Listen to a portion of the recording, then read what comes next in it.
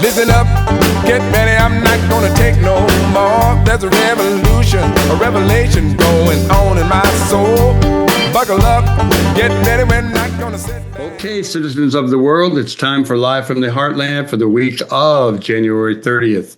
And our first guest is our now pretty resident, once a month, political analyst and reporter, Don Rose. Don, we're so glad to have you here again.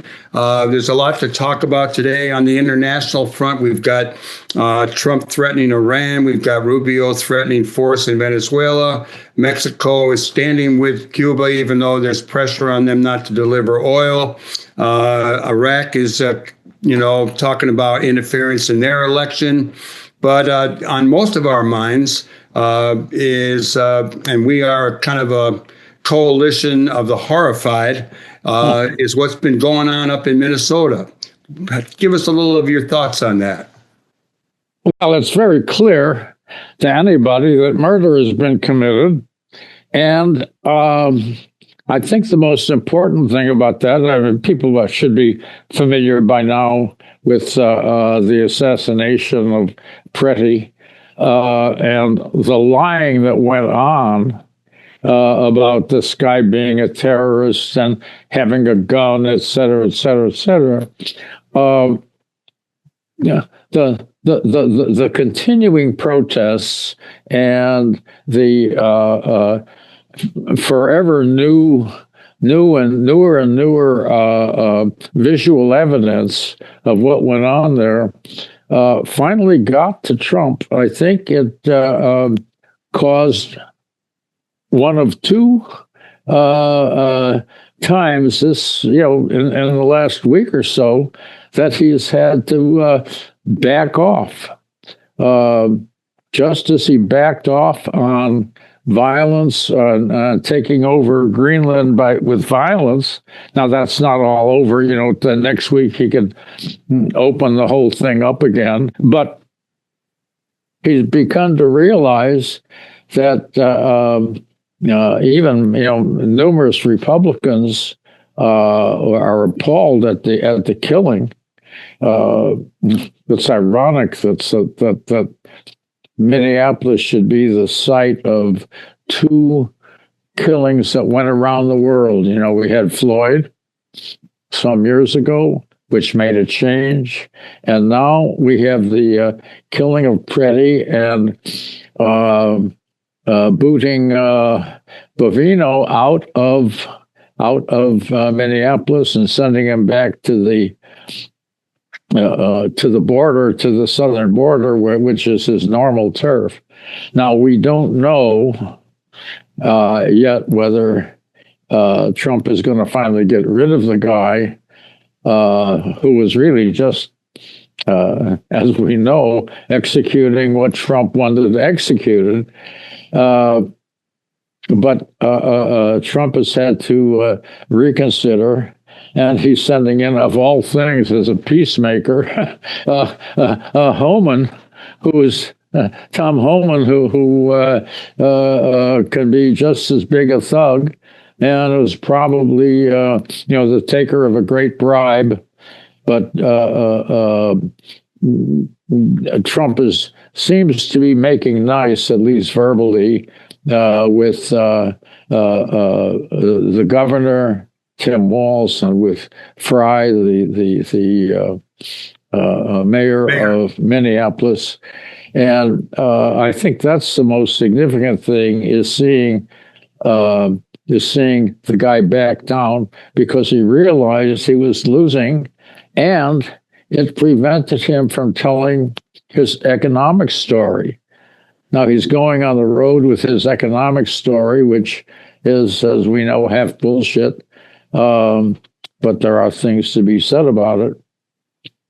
So I'm pleased with that. Now, what's going to actually happen? Is he going to take a lot of troops out of Minneapolis? Are they going to be a little different in their approach to these arrests? The issue, the killing of Pretti was an offshoot of all of the violence and brutality that they were using in their arrests. It's the same thing we saw in Chicago, and we fought them to a draw in Chicago.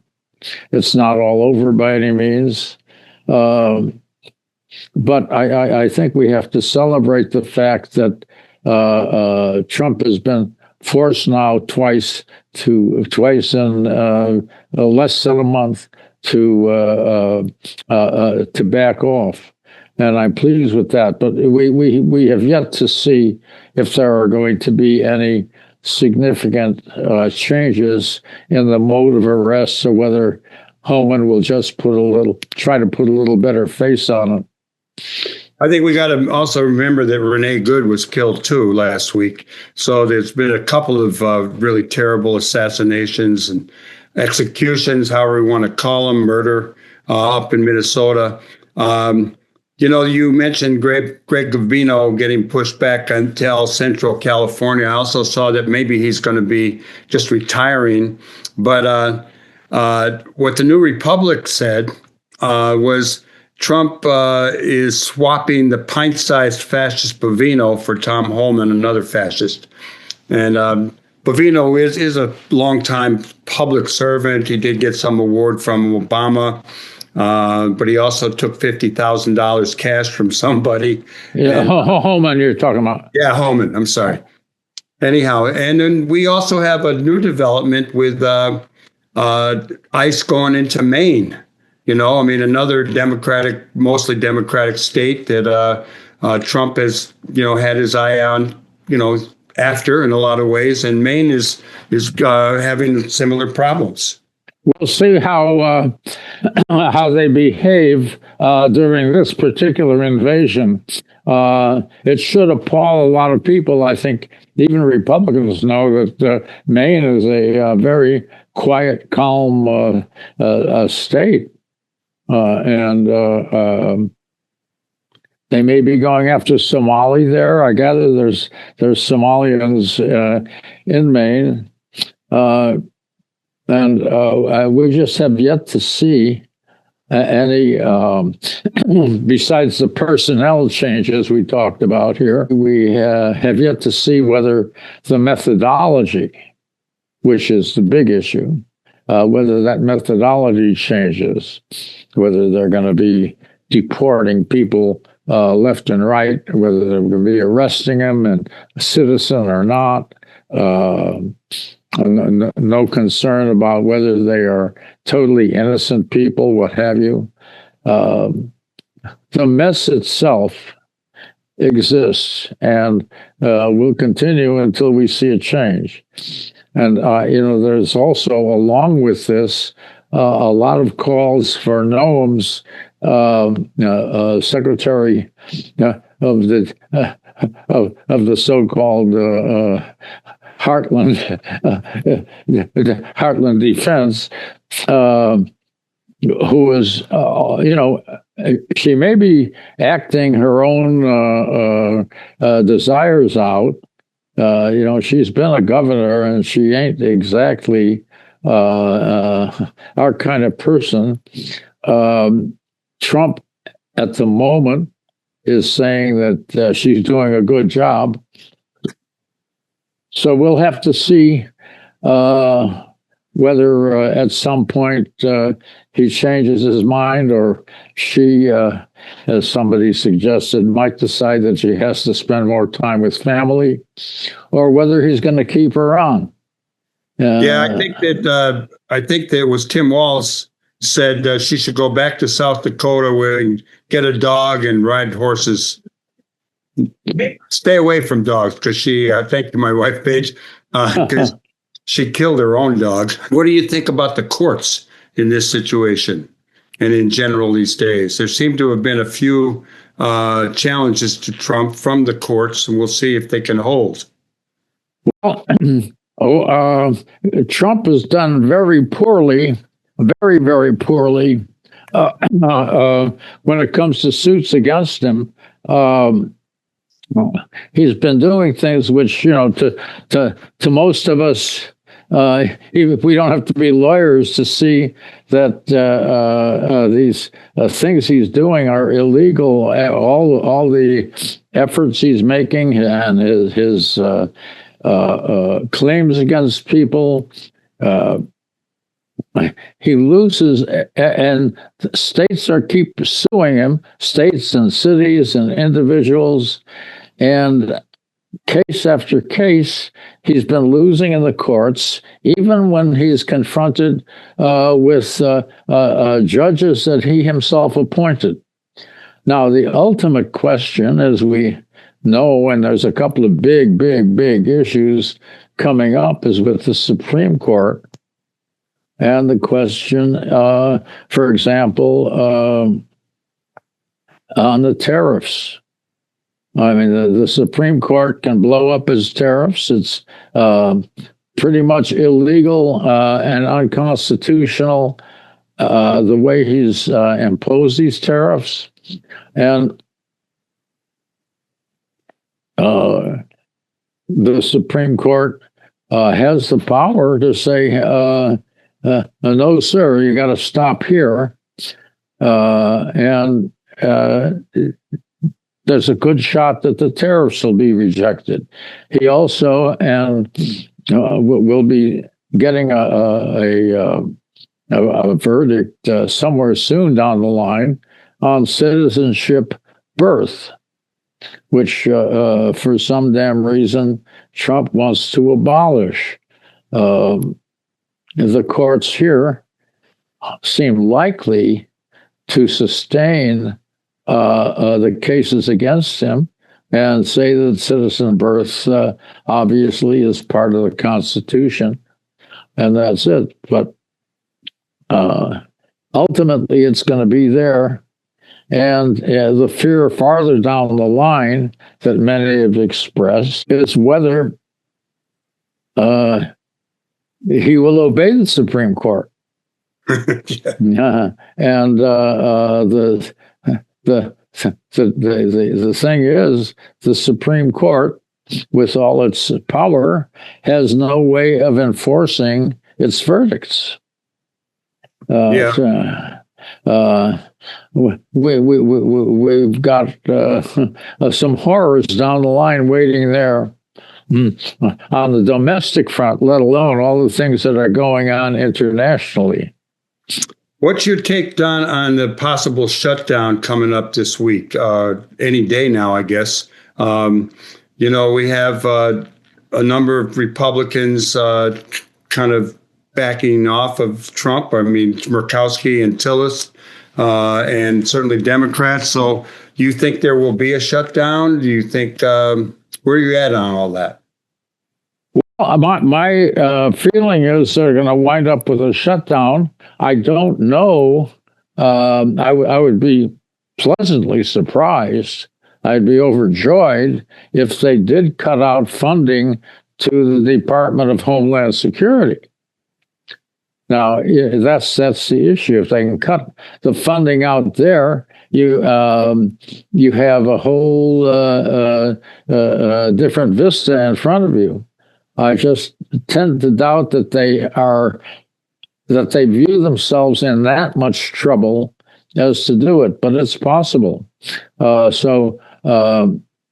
Should they do that, it'll be a major victory. But my hunch is we're going to have a shutdown, and Lord knows what happens when those start moving along.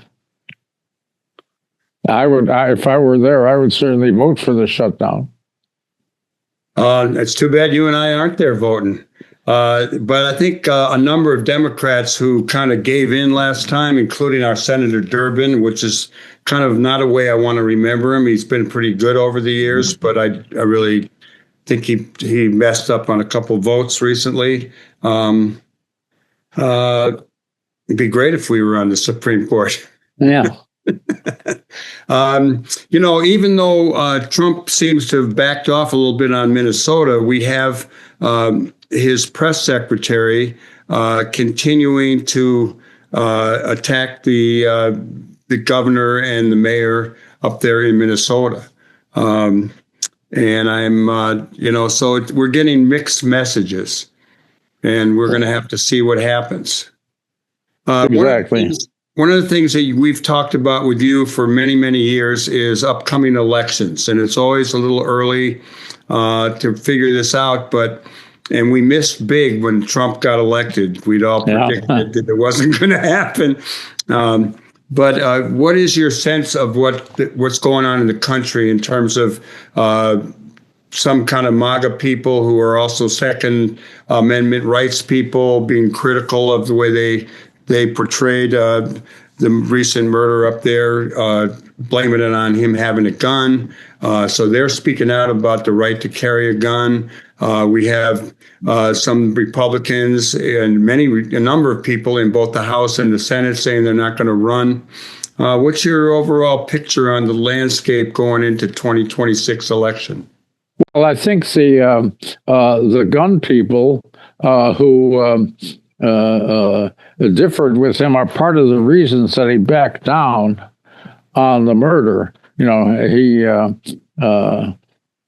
was just trying to soothe them, and I think that's part of quieting down that aspect of the killing. And like a lot of other people, I think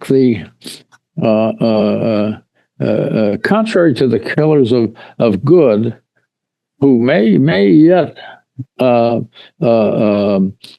under more fire, there's a strong belief right now that the guys who shot Pretti are going to go to trial eventually and are going to be charged. And justice may be done in that particular case. When people, at first were fearful that they would just walk away the way the guy who shot Ms. Good. It's a total mess there, but I think we'll see justice there. And the complaints of people who are gun freaks all helped in this particular situation. One of the things that keeps coming up too is the training of these guys, and no accountability, no badge numbers, can't see their faces, all that kind of thing. And Andy Beshear, who was the governor of Kentucky and is possible candidate for the next presidency, he's calling for every federal immigration officer being retrained. Well, that's a good idea, but I'm not sure it's the training. I think it's I think it's what they think they're doing when they're following what Trump would like to see. The fish rots at the head, and most of them, although they are seemingly thugs and certainly not well trained to the in the way that police officers have to be trained.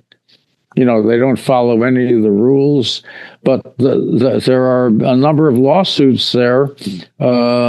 We have yet to see how they come out. A number of lawsuits affecting whether they can wear masks or whether they should wear badges or whatever kind of identification. So it's, you've got a lot of jurisdictional back and forth there between local government, mayors, and governors, and the rules governing federal agents. It's a very complicated matter, but we may yet see some rulings that say they've got to take off those masks, which is step one. Well, I've always liked your optimism about some things. So what do you got on the upcoming elections, both the Senate and the House? Any good things? Anything changed since we talked about it last? Any retirements? Any stuff? What do you think? Well, the big thing that's going on here, of course, is the three-way battle to replace Durbin. Right now, it looks to me, I haven't seen any definitive polling, but it looks to me like the least desirable of the three candidates is going to be way ahead. Krishnamurthy, who is at best the middle of the roader, and much, much too close to Modi in India, taking money from Modi people, having private meetings. I think he said 3 meetings with Modi. Makes me very suspicious of him. Juliana Stratton, the lieutenant governor, is starting to come out. She doesn't have anywhere near the money she's got. I will be voting for Juliana Stratton as of now. The question is, can she or Robin Kelly overcome that big leap in finance and exposure that Krishnamurthy has? He's not going to be tragic, but he is certainly the least desirable. Yeah, Stratton, I listened to the on public radio. They had a debate this week, and they replayed it. And actually, Stratton seemed strong. She, and so did Kelly. But Stratton, I think, is coming on. And I had no sense of her before hearing her in that debate. And I would imagine she could get some money from the governor. Well, I think most of her money is going to be coming from the governor and his supporters. The problem is she has just been low visibility. She can take credit publicly for being part of the good things that Pritzker has done, but she doesn't have, a voting record or a public speaking record that the public can recognize yet. She's a very good person. She's spoken very strongly about judicial reform. She served one term or two in the legislature where she was nominated by the party to oust a rogue Democrat, which she did successfully. But her problem is overcoming the absence of any public image of any consequence. Well, we'll be talking more about politics in the weeks to come, probably up until the next election. And Don, I want to thank you for coming on. I hope you have a good week, and I'll be talking to you soon. It's always good to be here and share my views. We're glad to have you.